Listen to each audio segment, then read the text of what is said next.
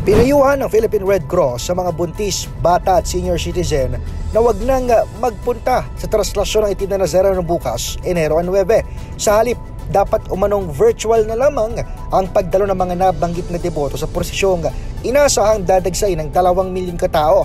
Ayon kay PRC Secretary General Dr. Gwen Pang, karaniwan kasing mga nabanggit ang subject ng major emergency sa mga nagdaang traslasyon gaya ng cardiac arrest at childbirth. Ginawa ni Pang ang panawagan kahit pinaigting umano ng PRC ang taunang assistance nito para sa mga Katolikom deboto ng Itim na Nazareno. Kabilang dyan ang pagpapakalat nila ng higit 1,000 tauhan sa ruta ng prosesyon bukas. Maglalagay din ng Red Cross ng 10 first aid stations hanggang sa Agies at magpapagalaw ng foot patrollers na silang re-responde sa mga mangangailangan ng atensyong medikal labas sa mga help desk.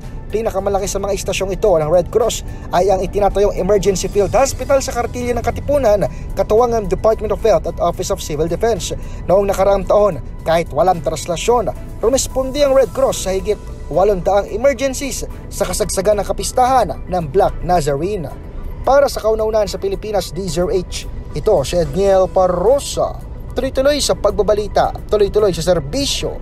Sama-sama tayo, Pilipino.